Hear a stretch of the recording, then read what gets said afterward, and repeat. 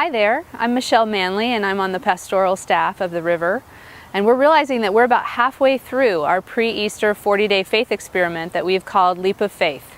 So halfway through, how's it going? If you'll recall, one of the core components of this thing that we're calling Leap of Faith is the invitation for each of us to take some time personally and reflect on some personal dream that we would like to lay out before God and just ask for during these 40 days. Something that would mean a lot to us, something that would, if God responded, would really encourage our faith, possibly even change our lives. So we've been encouraged to name it, write it down, share it with someone else. Seems like a pretty cool idea, right? Cool until you try it. At least that was my experience. It's harder than it sounds. Some of us may have dreams top of mind and find it a relatively easy process to lay those out, and I'm really glad for that. But I've been hearing, and my own experience reflects, that it's not always that easy. For some of us, when we think about a dream, we actually find ourselves surprisingly blank, just not sure what it is that we would ask of God. Maybe we know what we would like for other people in our lives, but not so much for ourselves. Some of us also, I think, have the experience of not being sure that our dreams are sort of worthy of God. As we look around the world and know that, countless children go to bed hungry tonight, what's my little dream for my life before God? Is it really okay to do that?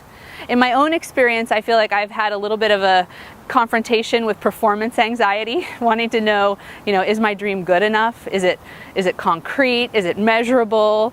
And so it's been a real process for me to come up with what would I lay out before God. It started for me with a habit in my life that I'd like to see changed, but then that didn't really feel complete or somehow big enough. Like if you're going to lay something out before God for 40 days straight in prayer, you want to be sure that you're sort of going for it. And as I've tried to stay kind of thoughtful and reflective, I feel like the Spirit of God has actually led me to something deeper than that habit and to really asking for an emotional healing in my life. And surprisingly, even the process of naming my dream for Leap of Faith has been something that has felt really fruitful and growthful in my life this month.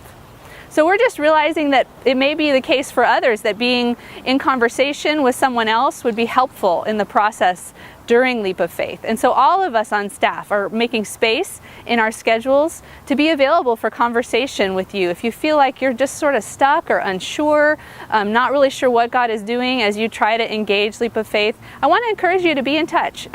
Some of you probably already have a relationship with one of our staff that makes that feel natural. So I just encourage you to reach out and be in touch and ask for some time to get together and talk and pray.